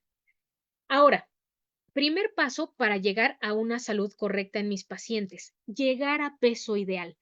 El peso ideal, esto es para perros, gatos, también para lo que sería la parte de los zorros, todos los caninos, toda la parte de los felinos, y lo podemos de alguna manera modificar hacia algunas aves también, hacia roedores. ¿Qué es lo que yo tengo que aprender a identificar? A nivel de las costillas, se debe de sentir como esta parte de mi mano. Todos los que puedan, los que vengan manejando no lo hagan, pero los que estén sentaditos o paraditos, toquen esta parte de su mano con la punta de los dedos. ¿Sienten unos tendoncitos que hay aquí? Así se debe de sentir la costilla de un paciente en condición corporal ideal. ¿Cuál es la ideal visualmente hablando? La de en medio, 3 de 5. Yo les pongo aquí una tablita en donde dice, mi paciente que está en la de en medio, no le hagan caso a ese 5, ese es porque está en otro tipo de escala, está justo en la de en medio, tiene un 100% de su peso. Este es el ideal. Tiene de un 16 a un 25% de grasa, que es algo sano. Si el paciente yo le toco las costillas y ya no se las siento y le siento como esta base del dedo pulgar, tóquense aquí, aquí no hay hueso. Si alguien siente hueso, vaya a urgencias porque ya se fracturó la mano. Esto es un 120% de peso. Y entre esto y esto, en donde yo aprieto y sí siento las costillas, pero tengo que apretar, es un 110% de peso. Y si nos vamos con porcentajes, es mucho más fácil llegar a la conclusión de cuál es el peso que debe de tener ese paciente. Si yo estoy sintiendo sus costillas muy sobresalientes, como sería ya la parte de los nudillos, ahí ya me voy al otro lado. Ya estoy en una condición corporal del 80%. Y entonces, con estos porcentajes, yo puedo mover a lo que sería el peso Y ideal. la Passiflora edulis tiene diversos componentes activos. En este caso, Doctor, no sé, por ahí tienen un micrófono abierto. Espero que no haya dudas. Creo que no. Ok, entonces, ¿qué es lo que va a pasar? Cuando yo toco las costillas, puedo decir, le falta condición corporal o le sobra.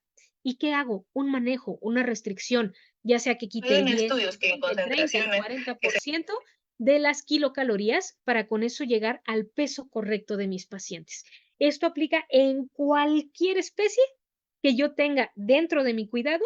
Puedo ver si ya no se palpan sus costillas, si ya no se puede mover, si ya tiene problemas articulares. Tengo que identificar condición corporal ideal en perros, en gatos, en lobos, en zorros.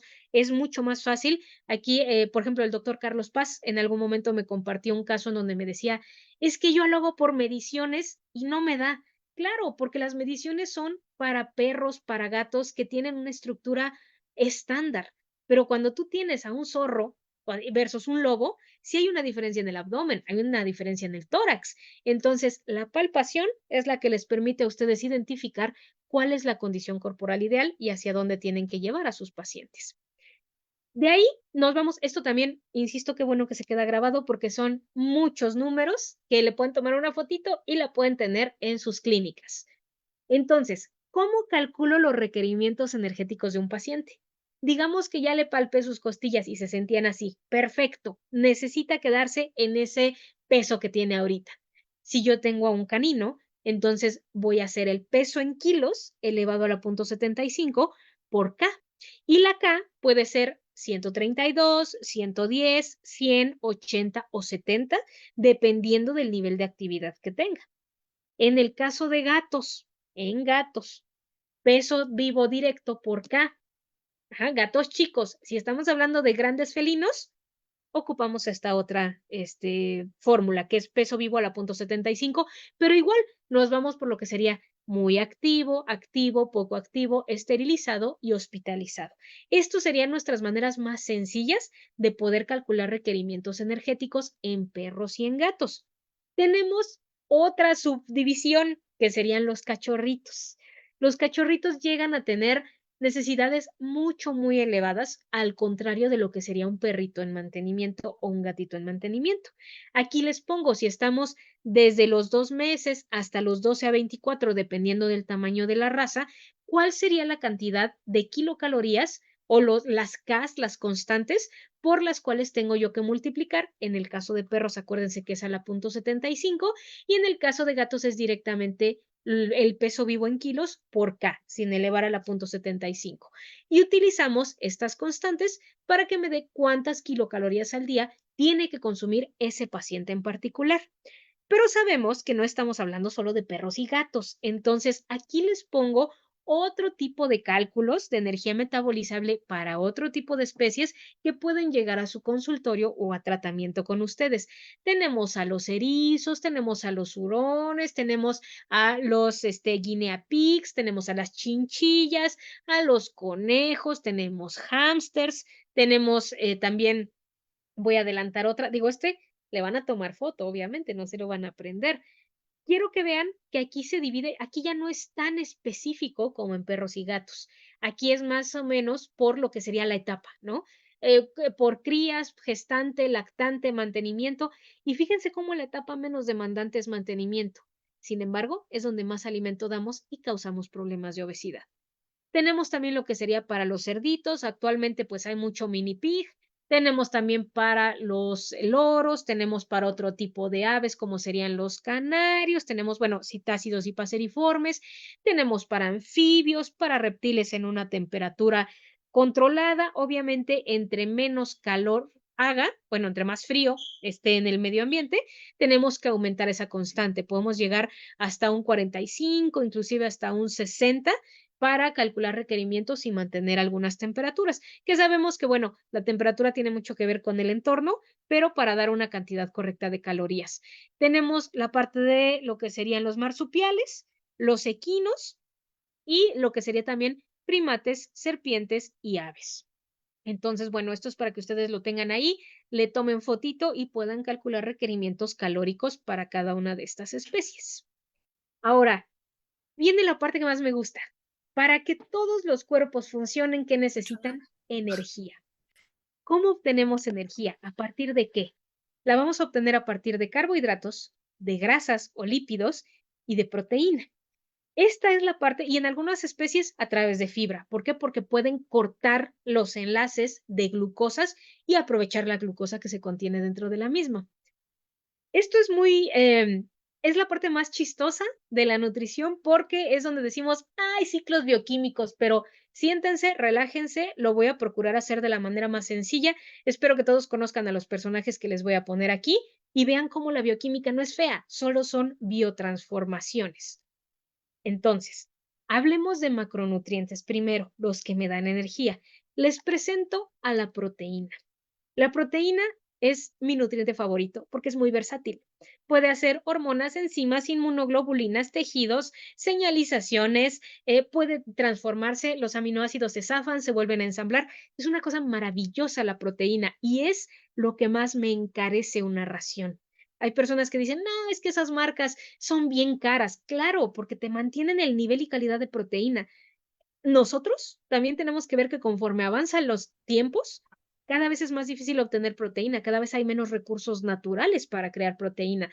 Entonces, por supuesto que eso me va a encarecer un producto porque las materias primas cada vez son más costosas. Inclusive para nosotros no es lo mismo comprar ahorita 1 kilo de bisteces que haberlo comprado hace 10 años. Entonces, la proteína sí es la más costosa, pero es súper versátil. Ahora, hay un término que a mí me da mucha risa, y antes me enojaba, pero ahora me da risa, que es cuando la gente te dice: "No calientes la proteína porque la desnaturalizas".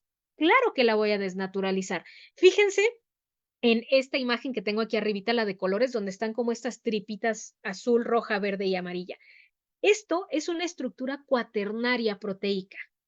Ajá. Así es como es la proteína nativa, así llega en el alimento.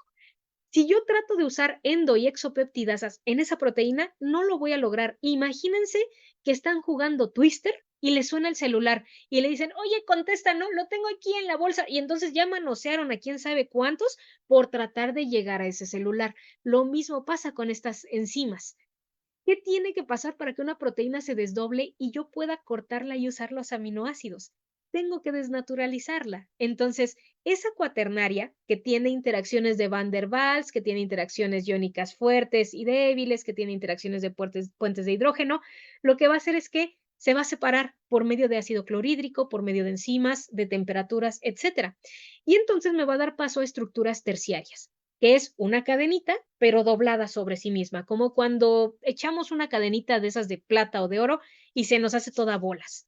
Esa estructura terciaria, que está dada sobre todo por puentes disulfuro, lo que va, y por interacciones de puentes de hidrógeno, perdón, lo que va a hacer es que se va a ir deshaciendo, a desacoplando, y entonces me va a generar lo que serían alfa hélices y beta plegadas, que son las que ven de color azul y morado. Esto es que la proteína haga esto, un churrito así doblado, como en las cestas de gimnasia, y la otra es en forma de zigzag, como cuando hay mucha gente en una fila y las van poniendo en varias filas así. Y finalmente, estas interacciones de estos puentes de interacción disulfuro lo que hacen es romperse y generar una estructura primaria. Eso es desnaturalizar la proteína. Claro que tiene que haber cocción para que haya esa desnaturalización y se aprovechen esos aminoácidos. Si no, está todo apelmazado. Ahora, esa es la parte de cómo se usa. Fíjense en la parte de abajo, esa es otra cosa que me maravilla en general de la vida. Tenemos nosotros 4 bases, ajá, uracilo, adenina, guanina y citosina. En algunos casos, timina en lugar de uracilo. Basta con que se acomoden de cierta forma para que me creen y me llamen a un aminoácido, en donde en el ARN ribosomal. Esta plática no profundiza tanto en esa parte de la creación proteica, pero es una cosa maravillosa cómo es que lee un codón de 3 letras y dice lisina, arginina, fenilalanina, triptófano, hasta que llega al codón, por ejemplo, de paro y dice uracilo, guanina, adenina. Paro, esto no codifica para ningún aminoácido, se termina la creación de la proteína. Es un mecanismo maravilloso y todo esto lo hace la proteína. Este es un macronutriente energético. ¿Qué otro macronutriente energético tenemos? Las grasas. Las grasas pues son fuentes de energía, me protegen los órganos, son precursores de hormonas, me aíslan térmicamente hablando, llevan en sí un proceso de oxidación y se maneja con que buenas y malas. Ponle aceite de coco a toda la comida de todos tus animalitos porque le hace bien. ¿Tiene ácidos grasos de cadena media? Sí. ¿Tiene un exceso de grasas? También. Y entonces podemos generar pancreatitis o lipidosis hepática. Lo importante es que las grasas me van a dar mucha palatabilidad a un alimento porque ya lo habíamos comentado. Entre más grasa, más me asegura que voy a sobrevivir si me la como. ¿De acuerdo? Y los carbohidratos. Los carbohidratos están súper satanizados. A veces la gente dice, no, no, nada de carbs en mi dieta. Tengo una dieta keto. Pues hacer este tipo de dietas no siempre es bueno, porque si bien la glucosa se puede crear a través de proteína, pues me deja usando la proteína para cosas que en teoría puedo obtener de la dieta. Ahora, ¿quién necesita la glucosa? Las células neuronales de la glía y los eritrocitos. Estas son células que no tienen mitocondria y no pueden utilizar otra fuente energética más que la glucosa cuando se rompe. Ahorita les voy a enseñar cómo se rompe. Entonces, hay gente que confunde glucosa con carbohidratos, que puede ser fructosa, puede ser manosa, puede ser muchas otras, lo confunde con cereales y lo confunde con harinas. Entonces, son cosas diferentes, doctores. Es glucosa, es ese nutriente, macronutriente energético. Los cereales son ingredientes de donde yo puedo sacar carbohidratos y también puedo sacar muchos otros nutrientes. Y las harinas son un deshidratado y un pulverizado. Entonces, son cosas diferentes. Si por ahí luego se les sale el término de, es que tienen muchas harinas las croquetas, a lo mejor ustedes se estaban refiriendo a que la cantidad de carbohidratos es elevada y aún así esto no sería algo malo dependiendo de la especie. ¿Qué otro nutriente les presento? Las fibras. Casi nadie habla de las fibras y van a decir, no que te gustaban mucho las proteínas, pues sí, pero también me gustan las fibras. ¿Por qué? Porque las fibras me permiten mantener una motilidad intestinal. Cuando hay motilidad intestinal, todo funciona perfecto. El animalito defeca, come. Si yo no tengo un movimiento de fibras correcto a lo largo de todo el tracto gastrointestinal, eso no se va a dar. Y son los pacientitos que, como no quiso comer, le puse pollo. ¿Y por qué comió con pollo? Porque era más oloroso. Y al ser más oloroso, al tener más grasa, más palatable. Pero eso ya me desbalancea la dieta y ahorita les enseño por qué. Las fibras tienen una acción de motilidad en el intestino porque son el único nutriente que en la mayoría de las especies, insisto que hay otras que sí la pueden aprovechar, pero en la mayoría de las especies no tiene una digestión, no hay enzimas para poder aprovecharla. Entonces, llegan todos los nutrientes al intestino y dicen, proteína, grasa, carbohidratos, vitaminas, minerales, agua, a ti sí te puedo aprovechar, venga, te digiero y te absorbo. Fibra, no sé qué hacer contigo, así que me voy a mover para sacarte. La fibra estimula la contractibilidad intestinal y lo tiene que hacer en un movimiento coordinado porque tiene una parte muscular circular y otra longitudinal. ¿A qué se asemeja? ¿Han comido chicharrones o papas con salsa, limón? ¿Qué era lo que hacíamos afuera de la primaria? Mezclábamos todo, se hacía una masa así de un color dudoso y luego ¿qué hacíamos? Por una orillita no lo íbamos comiendo. Eso hace el intestino. Mezcla, empuja, pero tiene que coordinarse, como cuando estamos haciendo un ordeño, porque si no, si yo tengo puros movimientos así, se apelmaza. Paciente con problema con coprostasis no puede defecar. Y si yo solamente tengo movimiento longitudinal, entonces es un paciente que no está asimilando los nutrientes. Por eso, la fibra es importante para mover esos músculos de manera coordinada. Ahora sí, la energía. Bueno, ya me hablaste de proteína, de grasas, de carbohidratos. ¿Y por qué son importantes? ¿Cómo es que se aprovecha esa energía? ¿Qué me tiene que dar finalmente? Tiene que generarme ATPs, adenosintrifosfato. Esta es la moneda energética para que yo llegue a un ciclo y le diga, ¡ting! Empieza, te doy un grupo fosfato. Pero ¿de dónde proviene? Proviene de algo que a todos nos encanta, que es el ciclo de Krebs. Y antes del ciclo de Krebs, tenemos que utilizar estos nutrientes energéticos. Entonces, esta es la parte que les digo que es muy sencilla. Espero que todos conozcan a los personajes.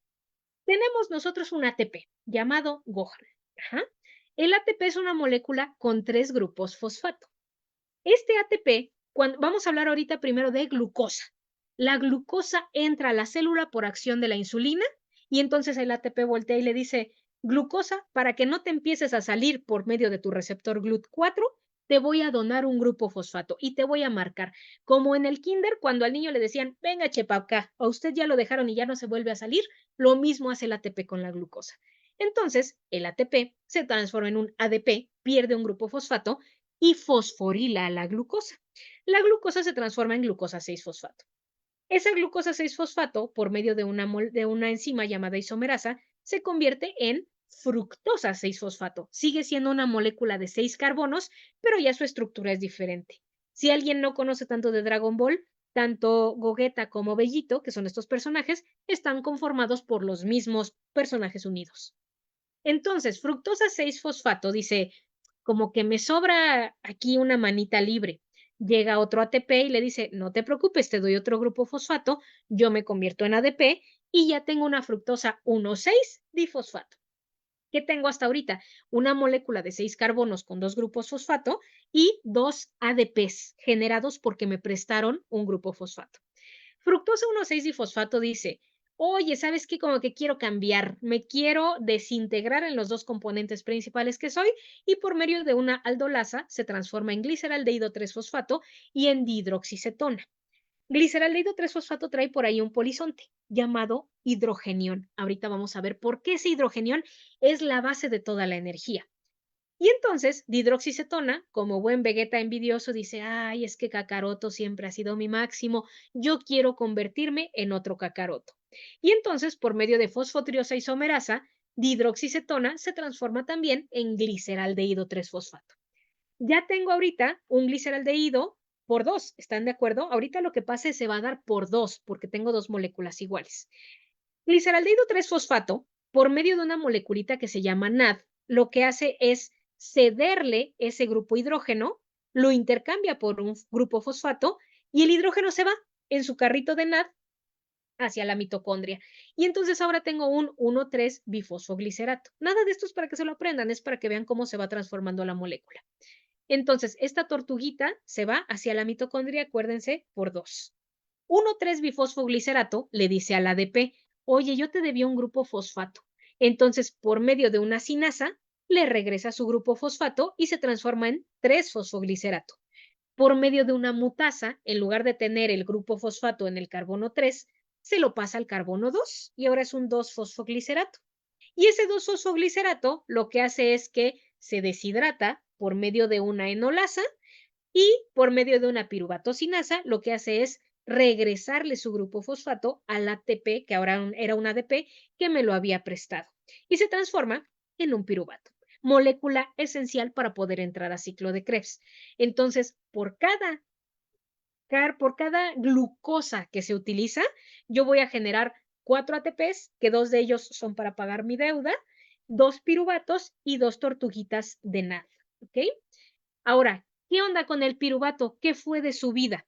Piruvato conoce a una muchachona llamada coenzima A y por medio de otro NAD que iba pasando por ahí, se deshidrata con un hidrógeno que ellos crean al momento de su bella unión y se transforman en acetilcoenzima A. Este acetilcoenzima A entra a ciclo de Krebs. No vamos a ver ciclo de Krebs a profundidad. Vamos a decir que la glucosa se rompió. Cada glucosa me dio 2 acetilcoenzima A que entraron a ciclo de Krebs y fíjense qué más me generaron. Tortuguitas de NAD. Eso y de FAT. Eso es lo importante. Ahora, ¿se acuerdan que gliceraldehído 3-fosfato era la molécula que se creó cuando se rompió la glucosa? Ese gliceraldehído es una molécula de 3 carbonos que es precursor de un triacilglicérido. Vamos a hablar ahora de los lípidos. Los triacilglicéridos pueden romperse por medio de una lipasa y generarme una molécula de glicerol que lo que va a hacer es que se puede regresar a formar carbohidratos o se puede quedar como precursora de otros ácidos grasos y me va a generar ácidos grasos libres. Estos ácidos grasos libres, lo que va a pasar es que vamos a tener un corte por cada 2 carbonos por medio de una reacción que a mí me gusta llamarle ojote, que es la beta-oxidación, porque es oxidación, hidratación, oxidación y tiólisis. Y entonces tenemos un friego de acetilcoenzimas. Y cuando tenemos muchas acetilcoenzimas, tenemos muchas más moléculas que entran a ciclo de Krebs. Por lo tanto, una molécula de grasa es muy energética en comparación con una de carbohidratos o con una de proteína. De hecho, en la parte de las proteínas, que recuerden que están conformadas por aminoácidos, los aminoácidos pueden ser esenciales, que se pueden convertir en glucosa o en no esenciales. Ojo, la glucosa y los no esenciales no se pueden convertir en aminoácidos esenciales. Entonces, no a partir de glucosa yo puedo obtener proteína. Yo no puedo dar una dieta alta en carbohidratos y pensar que me gane masa muscular, sino que tengo que pensar que hay que dar una correcta proporción de aminoácidos esenciales para ahora sí crear este tipo de subproductos. Y los aminoácidos, ya sean esenciales o no esenciales, pueden entrar a distintos niveles del ciclo de Krebs y generarme ¿qué? Tortuguitas de NAD y de FAD. Hasta aquí, las tortugas eran lo más importante que se tenía que crear. ¿Por qué? Porque cuando llegamos a la lanzadera mitocondrial, a esta parte de lo que sería la oxidación, la fosforilación oxidativa, van a llegar esas tortuguitas en tropel gracias al NAD y por cada tortuguita que pase, que eran hidrogeniones, yo voy a tener también pasajes de electrones. Y entonces esto me va a generar que las tortuguitas se acumulen a nivel de lo que sería el espacio intermembranal y de repente van a decir, Somos un montón de tortuguitas aquí. Mejor hay que regresarnos hacia el espacio de la matriz mitocondrial. Y cuando se regresan a la matriz mitocondrial, hagan de cuenta que pasan y le dan una nalgada a lo que sería la ATP sintasa, y entonces me genera que se una un ADP con un grupo fosfato. Y ahí tengo mi formación de ATPs. Entonces, consumo nutrientes energéticos para generar estas tortuguitas principalmente y que se creen mis ATPs. Todo esto involucra vitaminas, minerales, o sea, micronutrientes, involucran, por ejemplo, el NAD, niacina, el FAD, riboflavina, la parte del ATP, pues que tenga yo grupos fosfato. Entonces, se fijan cómo no nada más es decir, pues le doy carbohidratos, le doy azúcares, le doy papa, le doy chayote, le doy un nutriente que se digiera, que se absorba y que me dé paso a la creación de este tipo de compuestos energéticos. Ahora, ya vamos de bajada. ¿Qué debe de ocurrir en un aparato digestivo de cualquier especie para que se tenga la parte de que se absorban y que se digieran correctamente estos nutrientes? Bueno, primero que se digieran y luego que se absorban.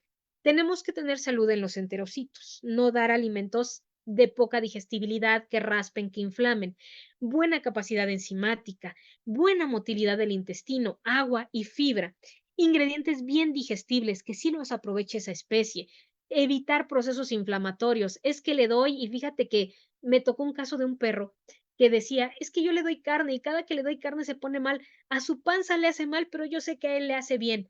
No, ese es un alimento indigestible para ese pacientito. Que tengamos un microbioma sano, que tengamos una buena cantidad de pre, pro y postbióticos.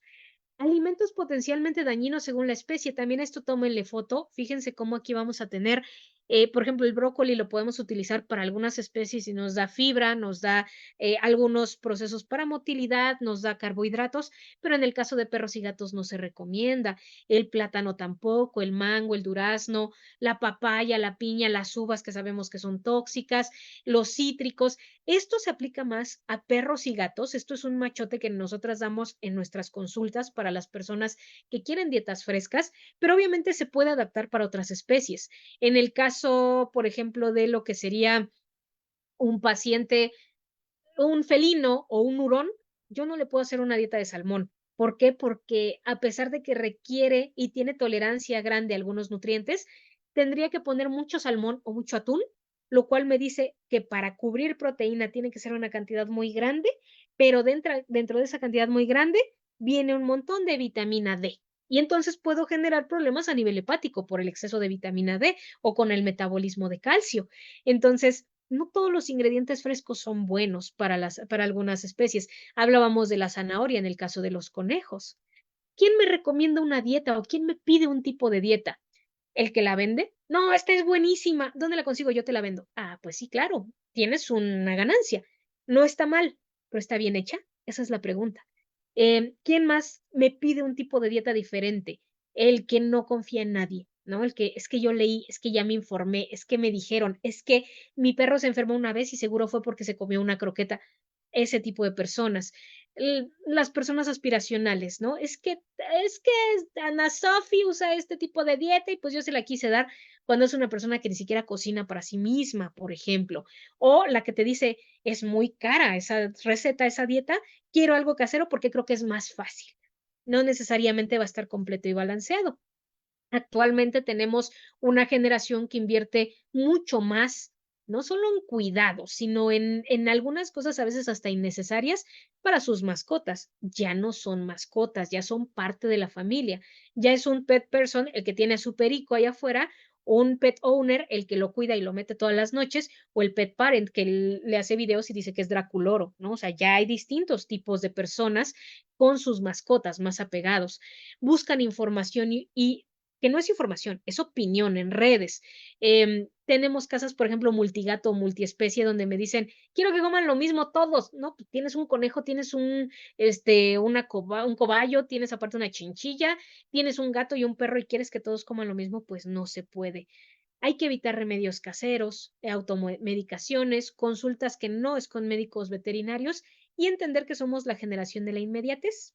Si yo tengo una duda, la consulto, pido por Uber, pido por Amazon, pero no, esto lleva un proceso, sobre todo el proceso de salud, se tiene que llegar si es que ya estamos en enfermedad.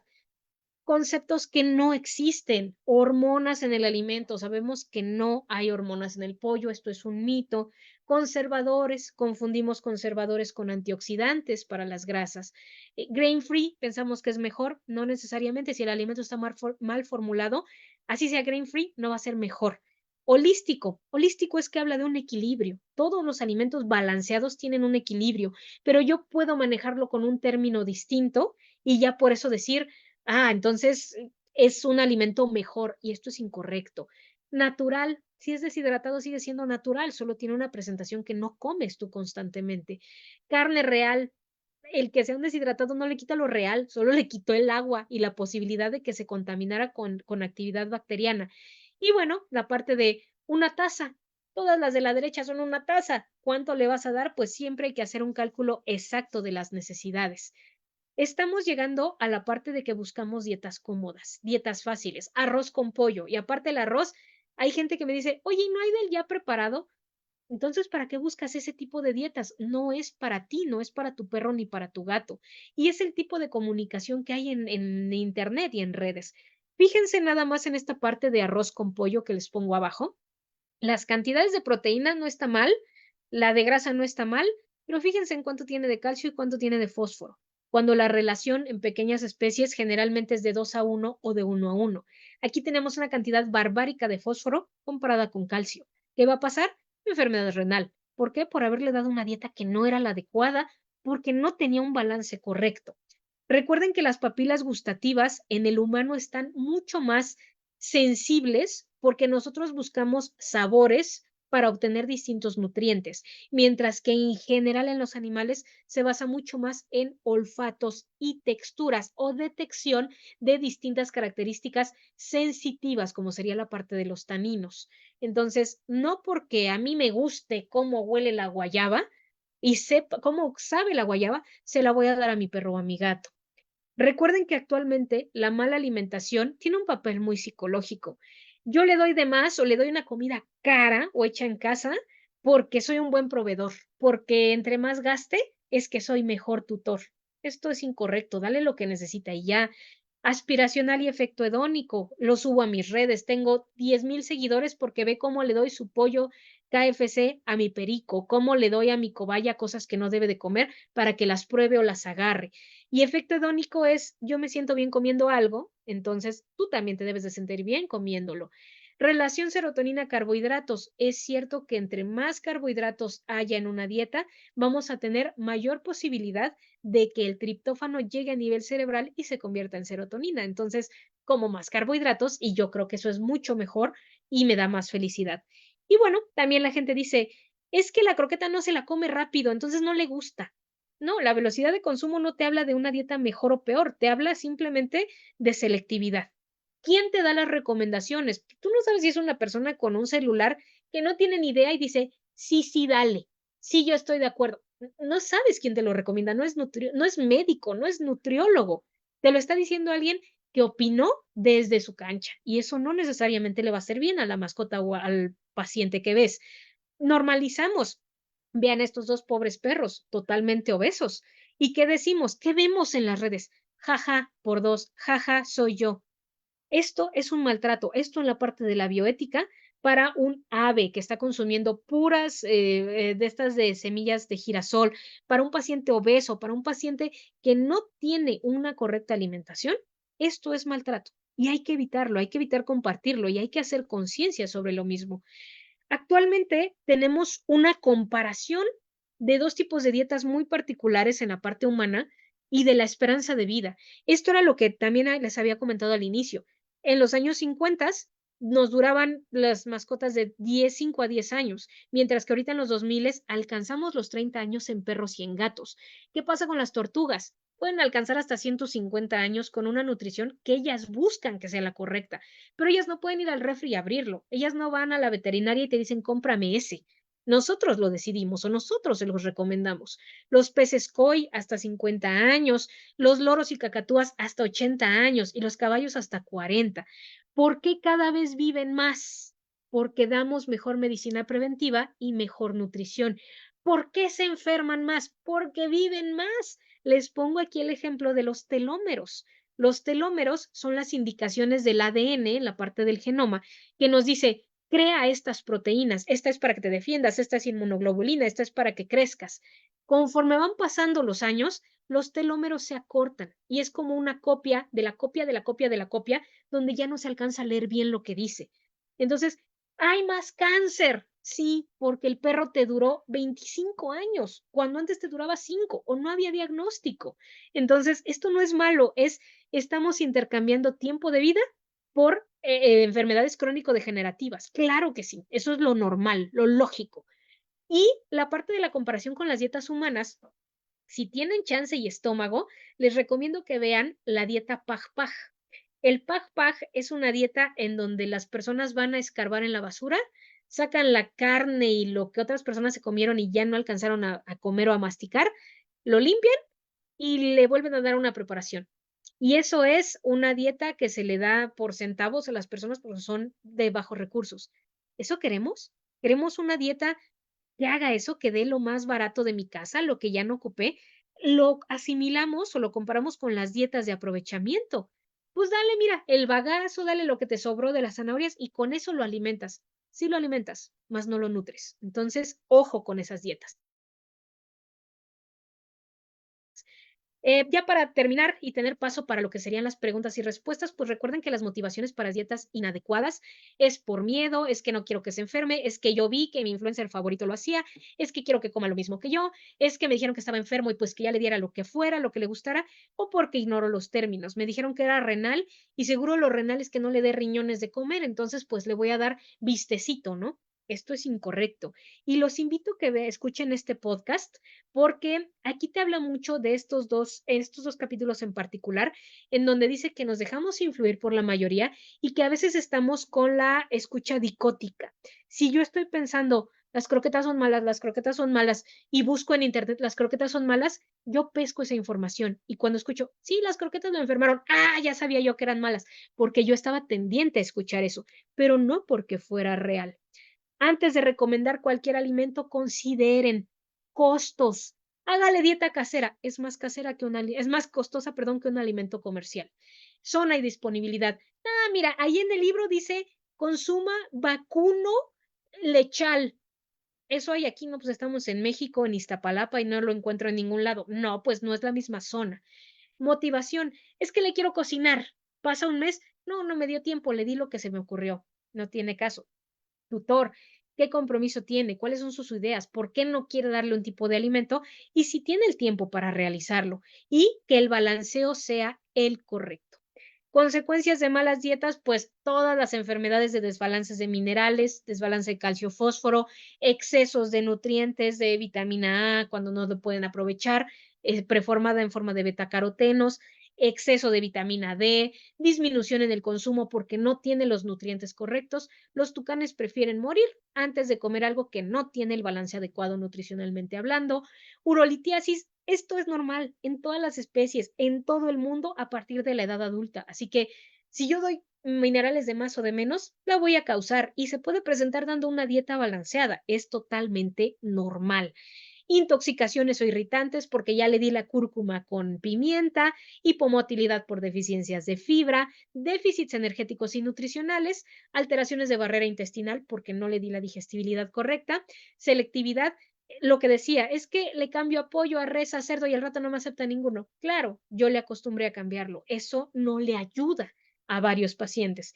Y bueno, comportamientos inadecuados como puede ser agresividad, exceso y búsqueda de algunas otras cosas, algunas estereotipias, pica, que sería la búsqueda de fibras, etcétera. Y bueno, para finalizar, que hay que dar un alimento completo balanceado dependiendo de la especie que estemos tratando, de palatabilidad adecuada. Yo les puedo decir, este es el mejor, ¿se lo come? No, palatabilidad, tiene que gustarle. Tamaño de partícula, qué tanta firmeza tiene, qué tanta humedad, a qué altura se lo doy. cuidado microbiológico. Esa es una gran ventaja de las dietas comerciales. No se pueden arriesgar a que venga contaminado. Entonces, tiene un buen cuidado microbiológico. Hay N cantidad de figuritas en las formas de las croquetas. Ya no se usan colorantes, saborizantes, ya todo es textura, tamaño y cantidad de proteína y grasa. Así que no hay tanto riesgo. Siempre un equilibrio correcto de carbohidratos, proteínas y grasas como macro, sin olvidar fibras, agua, minerales y vitaminas como micro, bueno, el agua también es macro, y recuerden que hay procesos ya tan cuidados para poder hacer un alimento que inclusive se puede añadir nitrógeno para que salga el oxígeno y el alimento dure más. Esto me permite garantizar una salud alimentaria para cualquier paciente que yo esté tratando con un alimento comercial. Les agradezco mucho, este es mi correo, este es mi número por si tuvieran alguna consulta que ustedes requirieran y ahora sí, vamos a pasar al chat. Vamos a ver si alguien tiene también por ahí alguna duda. Ay, Eh, perdón, doctora. Bueno, nuestra sesión se supone acaba a las 8. Esperemos que no se corte, ¿Ok? pero esperando lograr contestar todas las preguntas. Si quieres, se las leo, las primeras, y ya Ujú. nos va contestando. Le contesto Eh, rápido. Claro, ok. ¿Qué opina de las dietas naturales como Pet Table? no me gusta porque utiliza ingredientes que no son buenos para perros y gatos y es una cuestión comercial, no es una cuestión de más salud. Ok. Bueno, entonces es mejor dar un tipo de proteína principalmente en lugar de estar cambiando. ¿Cada cuándo se puede cambiar la fuente de proteína? Y estamos dando una dieta completa y balanceada, involucra suplementación vitamínica y mineral. Entonces, si yo estoy suplementando, no tengo que cambiar la proteína. Si yo no estoy suplementando, así cambia las proteínas cada día, cada mes, no va a ser completa. Mi recomendación es no cambien de proteína, usen una, pero suplementenla bien. Ok.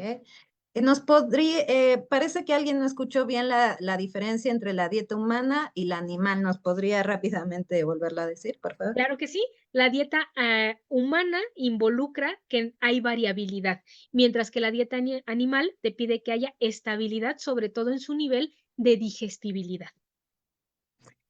Bueno, agradecen su ponencia y la pregunta es, pues, ¿es posible veganizar a perros y gatos? En teoría, ¿se podría dar una dieta sin componentes de origen animal? Sí, pero tendríamos que suplementar con aminoácidos esenciales, porque no se alcanzan a cubrir con una dieta vegetal. Entonces, no es lo correcto, no es viable, no es costeable tampoco. De que se podría hacer, sí, es como si yo dijera, oye, ¿podrías tener a una persona dentro de su casa toda su vida sin que salga, sin que conozca a nadie? Se puede, ¿se debe? No. Ok. Comentario y pregunta. No quiero monopolizar las preguntas, pero una de las principales objeciones con los procesados es justamente lo que se pierde durante el procesamiento. ¿Puede hablar un poco de eso? Claro que sí, no se pueden perder cosas, claro, en la cocción, pero el alimento se testea o se prueba cuando se tiene la croqueta final, cuando se le añaden vitaminas, minerales y todo aquello que se requiere. Entonces, no hay una pérdida, es un alimento completo porque siempre se mide al final. Ok.